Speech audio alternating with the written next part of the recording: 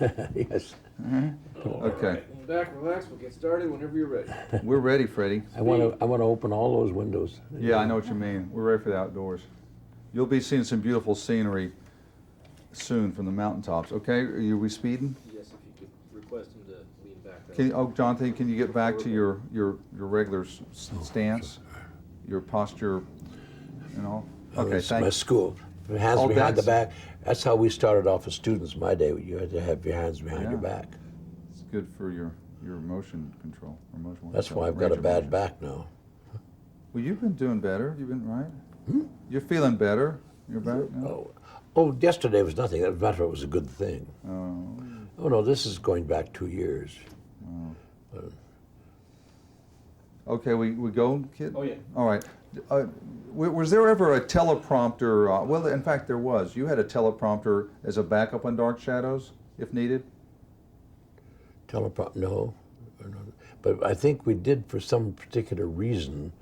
But no, I never. The paper teleprompter, the old, Yeah. under the camera, Oh, well, I'll tell you, you're talking about the, the script during the taping. yeah, well, what do you call it? The Teleprompter. teleprompter. They had it in two different places where it used to be was perfect. Then they went and put it under the camera. They used to have them separate from the camera.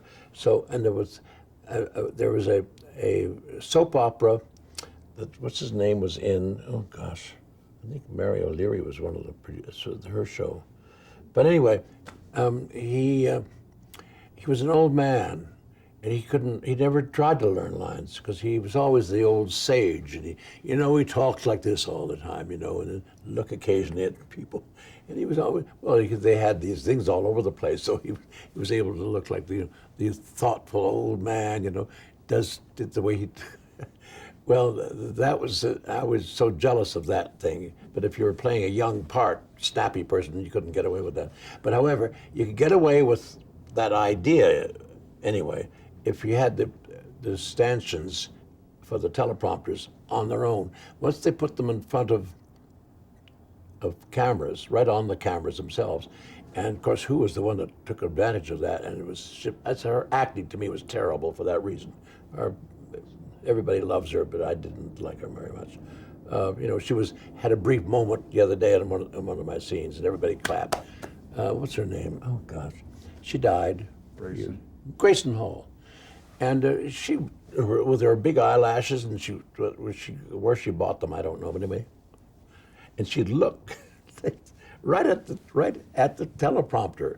I mean, she had no qualms about that sort of thing. If I have to have something to look at, I'm going to look at it. I don't care what the rules are or what the instincts should be. She was terrible that way, just terrible. But and that's why I hated them when they got under, because you give yourself away when you suddenly start looking at the camera for work, for help, and you're looking at the teleprompter under the camera. They should have been kept away from the cameras. I don't know if that's answering your question, it was circling your question anyway. Well, it's your personal experience and your thoughts, sir. Just want to mention a few of the co-stars on the show you worked with, and if you could just comment on your interaction with them within the show and your characters. Joan Bennett played Elizabeth Collins Stoddard. She was the matriarch. Can you talk about your interaction with her? Well, we've already talked about her. Well, this is within the context of this interview. So working with Joan Bennett was obviously... What? Working with Joan Bennett was obviously a great treat. Well, yes, because as I said, we depended on each other. Yeah. I've said all that. Well, she was a film star who had you had Well, seen yes, as a young... but I'd come in the morning, the first day, and I was a little nervous about it, but we got talking, and we've been all through this. Well, that was on a different interview, but Well, anyway, so Alexandra Moltke played the governess, Victoria yes, Winters. she was nice to work with, but I think in some article, or if not in some, anyway, that piece that I did for my website this past spring, or did I do it last summer? But it was such a night as this scene where I talk about Josette going over the cliff and everything, and I'm at that window, but I remember that for some reason or other, it was held up all day long by the technical people, And so there was a lot of time for those two girls, Nancy Barrett Nancy Barrett and Alexandra. and Alexandra. They were gossiping, and I didn't even know them, and I didn't know anybody. And I was standing there waiting and waiting and waiting for the thing to start, and I didn't even know the lines that I was waiting for. I just wanted to get going, get it over with. It was the most horrible, one of the most horrible days I ever spent, with those two girls yakking away at each other, having a ball. You know, like all women, they like to gossip and so forth and so on, and taking all their spare time gossiping. Well, that was their privilege, but it didn't annoy me that so much. It's just that I felt such a loner, and I didn't know anybody, and I stood there. Oh God, it was awful, just awful.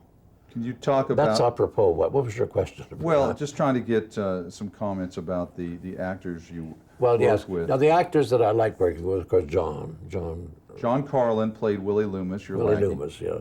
And as I say, he said to me one day, I was reminding him when I first saw him the other day, I said, this guy would say to me, just go and have lunch down at this tavern or whatever it was down on 11th Street or something, or near the docks at 10:30 in the morning. And I said, oh, I can't go down. I've got my lines. Oh, you know your lines. Come on. We'll go down. And he was the only person in the next scene with me. So he was taking chances for himself, which I always thought was very noble of him to do that, because he had to hold the thing together if I didn't know my lines, because he was the only other person on stage. So he was very reliable, and he was very good to me. He was very, very devoted in that sense. And I suppose I would instinctively relax, even though I didn't know the goddamn lines, you know. Pardon my expression, but it was, I have this vision, you know, of all these gentlemen sitting around this desk all looking like Edwardians, judging my thing for this academy. And I better watch my language. Did you lose a light? We had a light go out. Yeah. Was it on the Something's plant? happened? A light just went out. What's the pause? Maybe I kicked some. Oh. Fade. Okay. We were talking about some of your co-stars on Dark Shadows. Louis Edmonds, can you talk? He, of course, played Roger Collins. His primary role. Yeah, he was one of my dear friends, and we had a lot of giggles. I mean, huge sense of humor. He sent me into gales of laughter all the time. And he had a lovely place out in Long Island, which he sold to the church, back to the church that had owned the property originally, I think, and or gave it to them as it was at his death. He had it willed back to the church that he bought it from.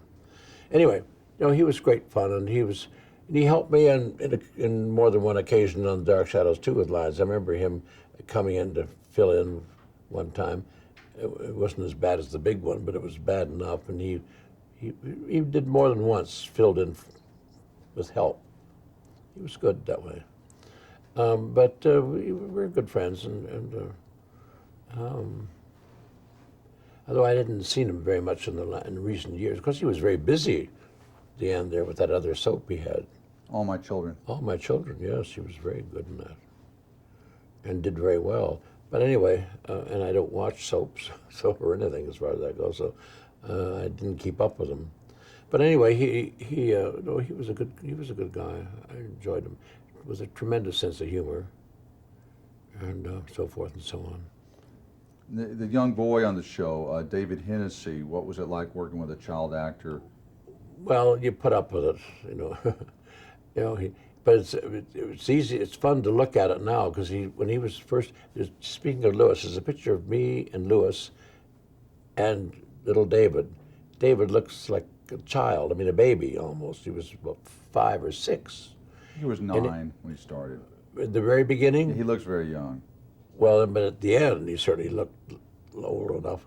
I mean, he aged remarkably during those 4 years or 5 years or whatever.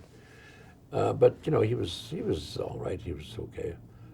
But very, you know, like kids act. They just say their lines and say them, and they don't have much imagination yet for being. But he was a nice kid. I'd like to go and scare him sometime down in in the Panama Canal. Isn't that where he is?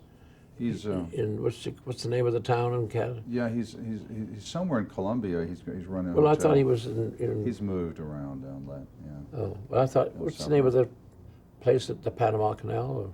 There's a name for it. Anyway, that's where he was. Apparently, but he's now practically a grandparent, isn't he? He's got grown kids, hasn't he? Amazing. It scares you sometime, and you. Laura Parker played Angelique the witch who cursed your character. She always claimed that I was the one that got her the part, because I guess they were using me to help all these girls that came in to do their auditions. audition, and then I had to be with them, and for some reason, I guess I did. I mean, she was a nice girl. I was talking to her, and we got talking. I don't think she was probably right for it, because she didn't like doing the evil thing, and if she wasn't really, she wouldn't have been my pick. I might have given it to what's her name? I don't like. But anyway, no, Laura, I didn't think it was quite right for it either, because she didn't like doing it. She used to say it, and but anyway, she was good to work with. I liked working with her, And David Selby played Quentin. yeah, I never, because you see, he was my big relief. I thought, oh, thank God I was never so overwhelmed and happiness than when he got on the show, because he gave me a holiday. He became very big very quickly, and so I think beautiful. Now I can breathe, because they were using me very, very indulgently until he came on. And then I went and took a trip to Europe, I remember, because he was there to hold And then Kate Jackson came on in the last year of the show. Yeah, no, I liked her very much. She was very good to me. She was very easy to work with, and she was never made a mistake, ever. She was the most perfect person. So in a way, I enjoyed her.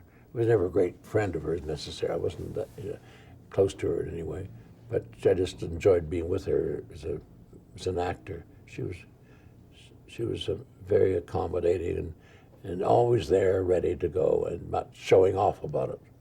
Some people used to drive me nuts when they'd be so efficient and so where have you been attitude, even if I was 5 seconds away. No, I liked her. Now, Dark Shadows, you came on the show and it became this phenomenon. It had been borderline success, and then Barnabas basically saved the show. Can you talk about how popular it became and how unprepared you must have been? Well, I've been through all this. Oh, God, we talked about it earlier. But I don't know. It's just your questions are too direct. I can't answer them that way. Say it again. Well, if you could talk about the type of fan mail you were getting, Well, I did. See, I talked about that. I said I couldn't get over it. I thought they were going to fire me, and it turned out that they were giving me. I didn't know. I had no idea that such a thing could happen, and I was very negative for the whole first year, anyway, because I can remember saying, "Well, it's the last thing we'll ever do with this thing, because we won't be playing next year." Of course, mind you, I was partly right, because it had a short life. Dark Shadows did, one of the shortest lived of all of the great soap operas. It just had this incredible reruns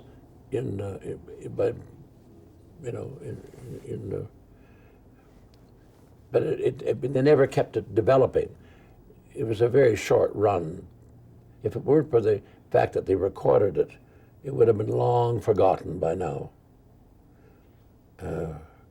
It was just fortunate. We were the first. I think Dan was the first. There was one other company, 2 soaps I think that had tapes. They hadn't done it until this particular year, and I think I'd forgotten the other show. One of our directors went over to that one, too. I can't think of the name of it. But between them and Dan Curtis's thing, they were the first two.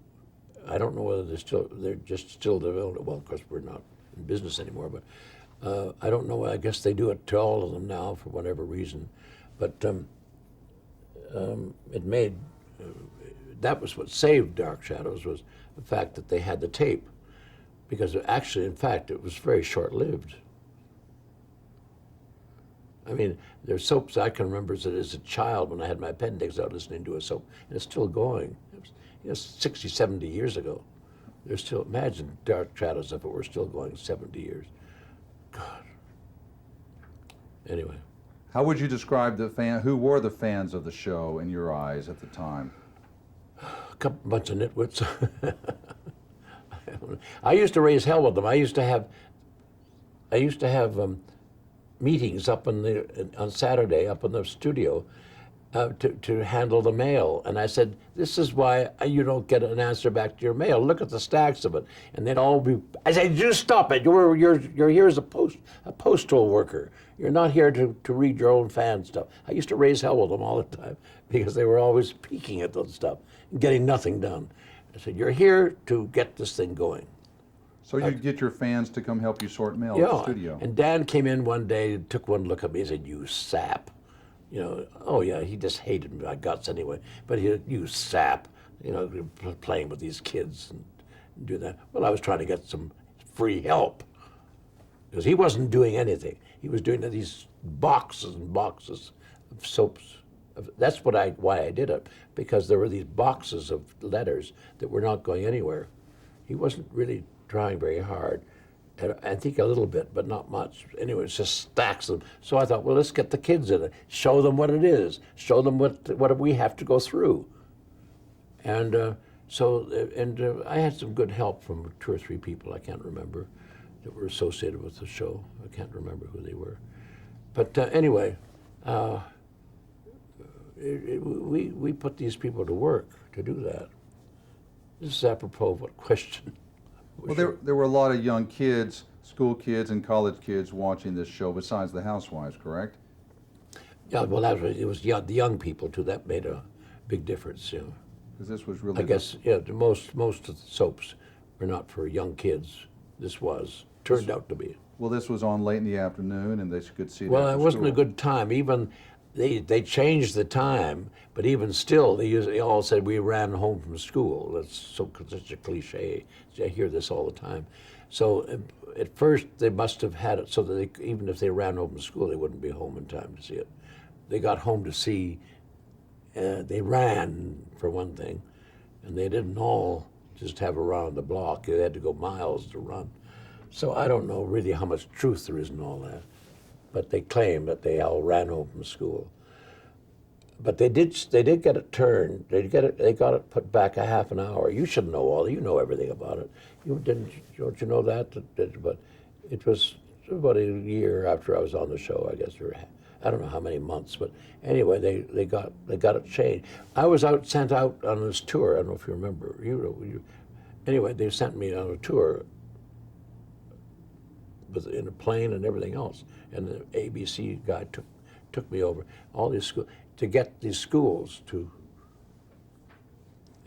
be able to get them to put back their time or make their time promote the new time at the school. It was promoting a new time, and we went around to those schools, and I thought I don't think we're going to get anywhere, and if so. So what? Our time was up anyway. I was very negative about the whole thing, even when we were sailing. It was a freak thing to me. It was always a freak thing. And it had no.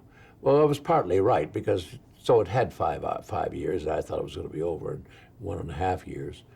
But after at least it had already been going a year and a half since before I came on, and so. It wasn't really didn't last that long. But however, it did have a clout for a while there. And maybe it was because they did get that changed, but I couldn't figure out how they did it with the schools depending on there are different levels of school, and they all had their own timetables. So it wasn't as if it was that simple to do. I really don't know how they worked that out. And you did a fair amount of promotional appearances. You did some fairs and you went on tours. Oh yeah, oh yeah. So yes, there was a whole bunch of Personal stuff. appearances. Personal shopping malls. appearances. And at one time, they almost killed me. They put me on top of a car. There was a big airport, and they wanted me to come around to the front, and they got me perched on the car at the top. You know, they were silly kids, just dumb, stupid kids, that had their parents' cars, and they put me up on top. I went along with it for a second, just to be funny, and then I got up and I shouldn't have done it, of course. And they shot out like they were driving without me up there. And they were going to go take me around to the front where there was a mob of people. And I said, no, I can stop this car right this minute. And I said, stop it or I'm going to jump off. And they stopped it. And I just said, okay, I'm getting inside. You're going to take me back to the hotel. Oh, but you take me to the hotel. No question. So I wasn't popular over that. But they just served just that kind of punishment. They were just idiots, just absolute idiots. They had to learn something. There were 2 or 3 times where I had that picture, that big one downstairs that you had for the weekend, you know, with me in the background. I was on my way to a bookstore at the back, but the kids got there first. They knew about this coming up, and they got in there, and you couldn't get in. The cops were there and everything, and I said, well, we can't go in here because there were glass windows up the whole side of the place, store windows, all glass. And I thought, if this gets out of hand, it's going to be simply awful. And we couldn't possibly get in there. It was like this, you see, and I'm way out here. And the cop said, we'll clear it. And I said, no, you won't. I was just furious with the cops. The nerve of them to take that chance of getting that pathway with all those windows, all that glass. Some of these police forces were unbelievably rattled and childish. Anyway, so we didn't go there either, and I didn't exactly make friends there, but I was not about to take chances like that. But these ABC people would kill anybody to make money. So these local authorities in these towns weren't always prepared for the incredible sized crowds that would appear, obviously. Yeah. They underestimated how big your popularity was in the show. They underestimated the response and the popularity of the show and the crowds, the mobs that would turn out to see. Well, it was, yes, but sometimes some of it was very badly handled. Yeah. And I remember we went to the horse fair in Philadelphia. And I can remember that too. I thought, oh God, we're going to be finished after this, but they kept on going. But they had to kick us out because the horses were all going crazy, because the kids had never been to one of these horse things, but they all came there because I was going to be there. Now, so why do you think Barnabas Collins appealed so much to viewers? What is it about the character and your portrayal that hit a nerve with audiences? Why do you think Barnabas appealed to viewers? Why they had appealed to them, I never knew. I couldn't understand, because it wouldn't be my cup of tea. I would never. I was bored with vampires when I was a kid. You know, they were stupid to me. I mean, just dumb. I mean, you know, not dumb. It's just I was incapable of suspending my disbelief, which is, if you can't do that, you're not a very literary person. Well, I'm not a literary person, or whatever. I just thought it was dumb, all that whole stuff. But however, they did it. Yes, I was puzzled why they would want to see it, but I accepted it. I mean, I was making money. I was acting, or whatever. I had work to do.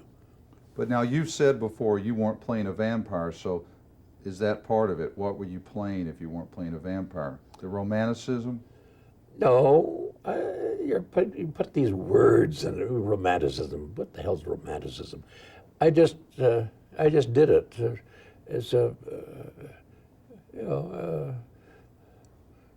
It had to be done. It was.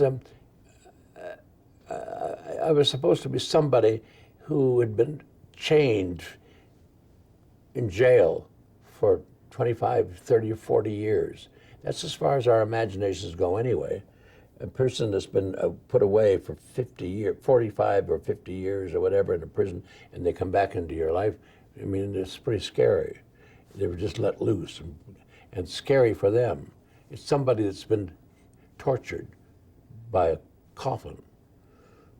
And I mean, you have to take this fantasy idea that I was given the bite by somebody else at first, and so there I was, and put in. And I remember the big scene with my father and all that business, and you're a vampire, and you got to do this. I don't know anyway, but I was put in, buried, and so the only way you can get the feeling from it is from things in your own life that happened that are similar, and it's knowing people who have been so evil or have been so screwed up that they're ugly. There's always ugly people in our lives, and there's ugliness in some respects. But I tried to be a nice guy. Good God, I had to get something, had to have a place to sleep. I even got a house for it. So, I had to be nice to get along with everybody, and I had to keep my lie going and be nice. Barnabas did. Yeah, Frid playing Barnabas. I suppose other people would not make him nice, just make him evil. I think that's what Dan would have done. He would have picked somebody that would play him evil, like he made me do it in the movies. That's why I didn't go in the second movie, first of all. Of course, I thought it was a dumb movie to start with, but anyway. But he would have just made me worse than ever, just blood all over the place. And so, I had no desire to be in that thing. He nearly had a fit when I came up to tell him. But, and he never liked me. Well, he never liked me anyway, but I just, it was that simple. It was a nice, I played a nice guy.